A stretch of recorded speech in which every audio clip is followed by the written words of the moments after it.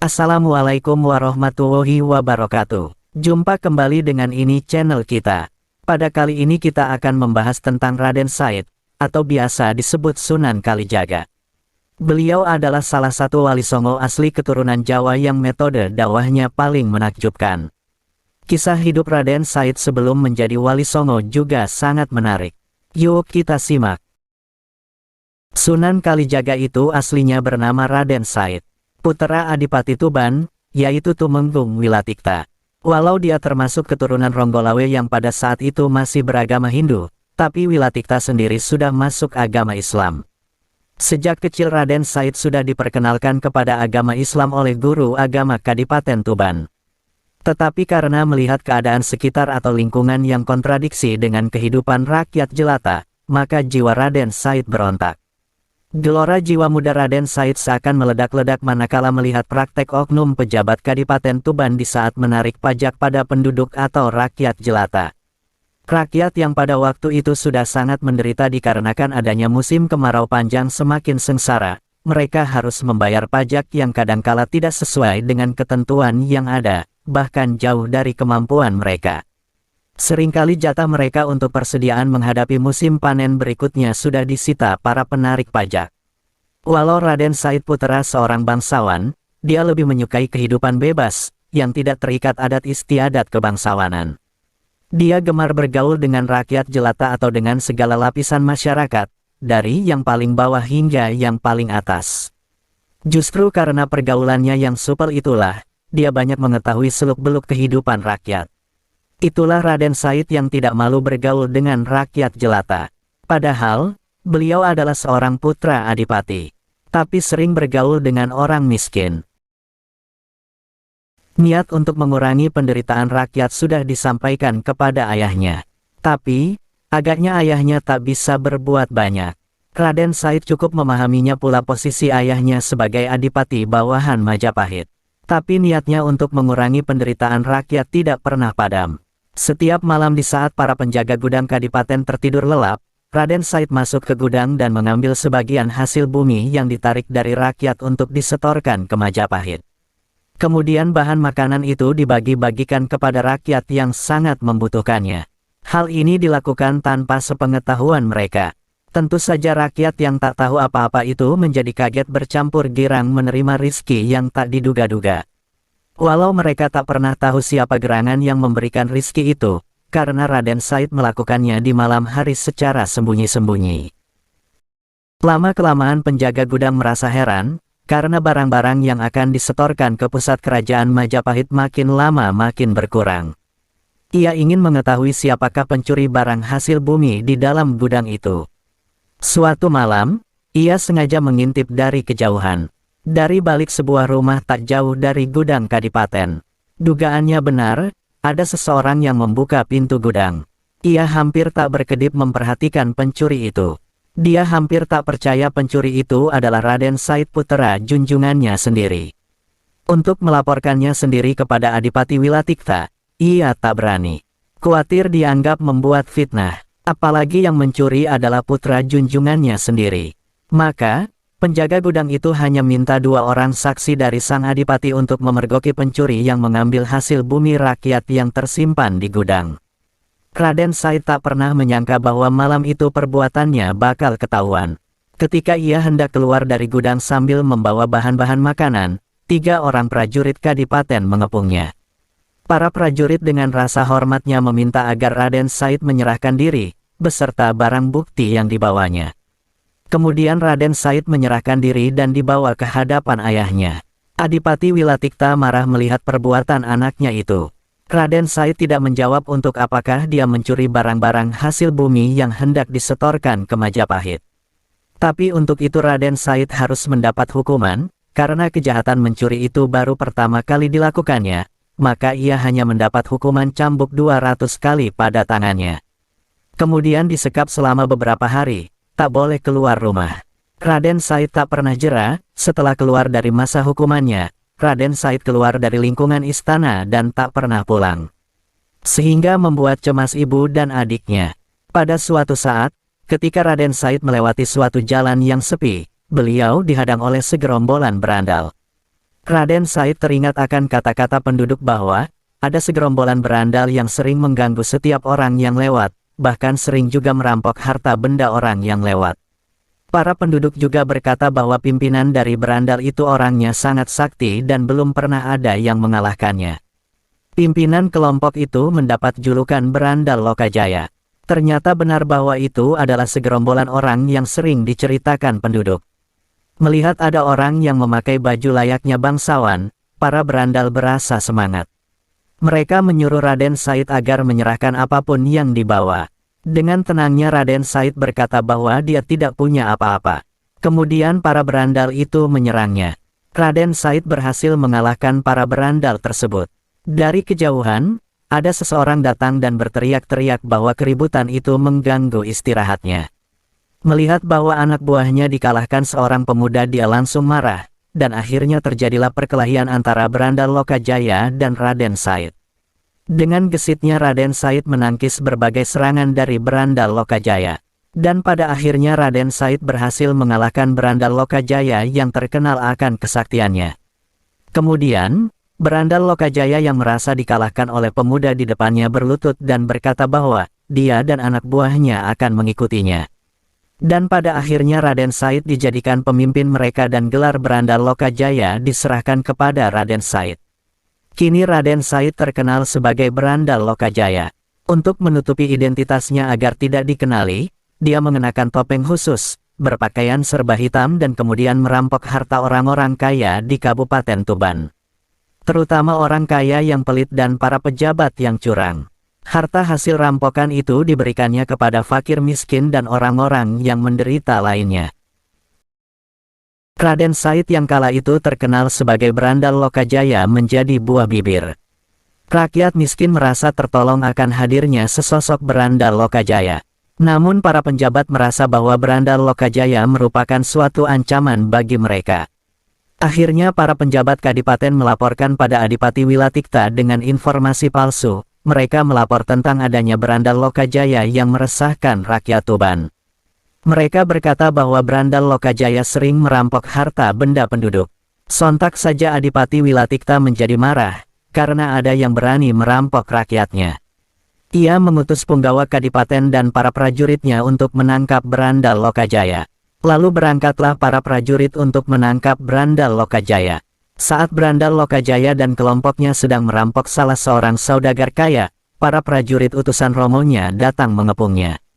Karena yang datang pasukan romonya, Berandal Lokajaya tidak melawan dan segera para prajurit menangkapnya beserta semua anak buahnya. Setelah tertangkap seorang punggawa menginterogasinya. Saat diinterogasi, Berandal Lokajaya sedang berdiri membelakangi saudagar kaya beserta masyarakat yang berbondong-bondong menonton karena mendengar Berandal Lokajaya tertangkap. Salah satu punggawa kadipaten penasaran, siapa di balik topeng yang katanya menyengsarakan rakyat. Kemudian dia membuka topeng Berandal Lokajaya. Langsung saja punggawa itu kaget dan menutup kembali topengnya.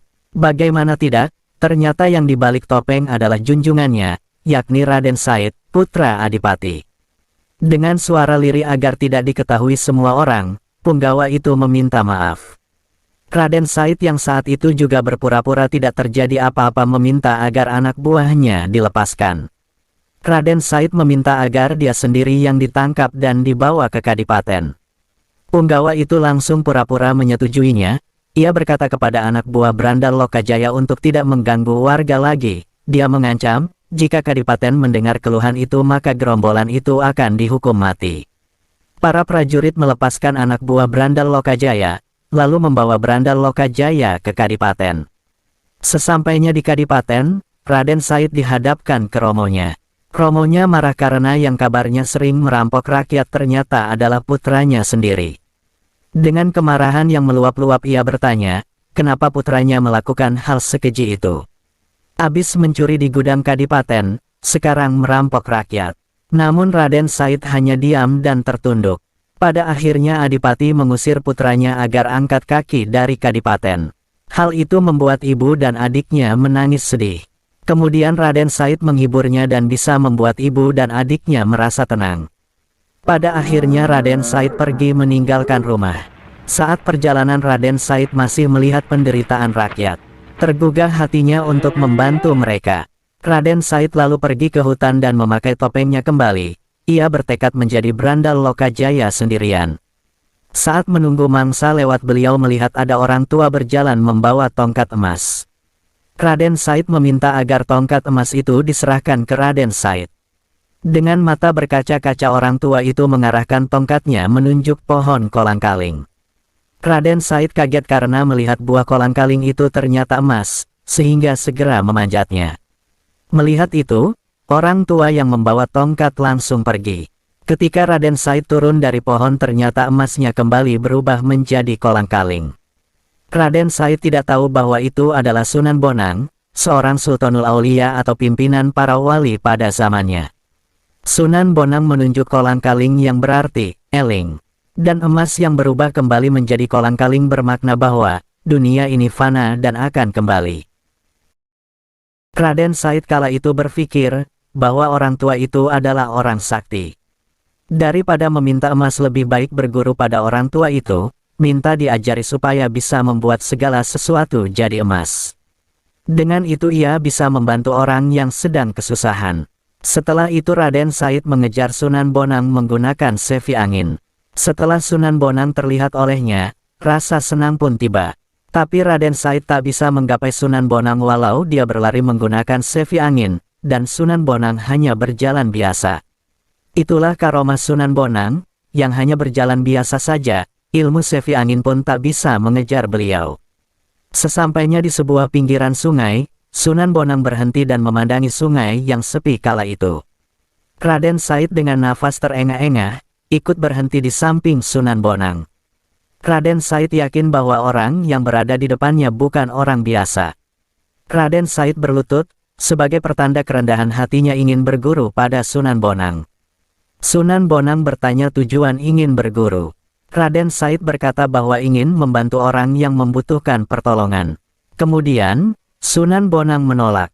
Raden Said terus membujuk Sunan Bonang agar mau menerimanya. Akhirnya Sunan Bonang menerima, dan menancapkan tongkatnya. Sunan Bonang meminta Raden Said untuk berkholwat, mengasingkan diri dari keramaian dunia, merenungkan kebesaran Allah dan mengingatnya setiap saat, dengan menyebut nama Allah dalam hati, pikiran dan lisan. Raden Said menyanggupinya. Kemudian Sunan Bonang berkata bahwa jangan sampai beranjak dari tempat tersebut sebelum beliau kembali, dan menyuruh Raden Said agar menjaga tongkatnya. Lalu Sunan Bonang pergi meninggalkan Raden Said. Awalnya terasa berat, namun, lambat laun Raden Said menikmati apa yang diperintahkan Sunan Bonang. Sehingga rasanya hanya sebentar beliau berkholwat. Hari berlalu, tahun berganti. Raden Said menikmati keindahan dan kenikmatan mendekat pada Allah. Sampai suatu ketika, Sunan Bonang mengunjunginya. Di saat Raden Said sedang berzikir, menikmati kedekatan dengan Allah. Sunan Bonang meminta Raden Said untuk berdiri, dan kemudian memeluk Raden Said. Sunan Bonang berkata bahwa masa pengasingannya sudah selesai. Kemudian Sunan Bonang mengajak Raden Said untuk berdakwah mengislamkan tanah Jawa, dan mendapat julukan Sunan Kalijaga. Dalam dakwahnya Sunan Kalijaga sangat toleran pada budaya lokal. Ia berpendapat bahwa masyarakat akan menjauh jika diserang pendiriannya. Maka mereka harus didekati secara bertahap, mengikuti sambil mempengaruhi. Sunan Kalijaga berkeyakinan jika Islam sudah dipahami, dengan sendirinya kebiasaan lama hilang. Tidak mengherankan, ajaran Sunan Kalijaga terkesan sinkretis dalam mengenalkan Islam. Ia menggunakan seni ukir, wayang, gamelan, serta seni suara suluk sebagai sarana dakwah. Beberapa lagu suluk ciptaannya yang populer adalah Ilir-Ilir dan Gundul-Gundul Pacul. Dialah menggagas Baju Takwa, Perayaan Sekatenan, Grebek Maulud, serta lakon carangan Layang Kalimasada dan Petruk Dadi Ratu. Lanskap pusat kota berupa keraton, alun-alun dengan dua beringin serta masjid diyakini pula dikonsep oleh Sunan Kalijaga. Sunan Kalijaga juga memakai baju Jawa, dikarenakan agar lebih mudah pendekatan dengan masyarakat. Agar dakwahnya semakin diterima masyarakat. Metode dakwah tersebut sangat efektif. Sebagian besar masyarakat di Pulau Jawa memeluk agama Islam. Begitu pula sebagian besar adipati di Jawa memeluk Islam melalui Sunan Kalijaga, di antaranya adalah Adipati Pandanaran, Kartasura, Kebumen, Banyumas, Pajang, dan masih banyak lagi yang lainnya.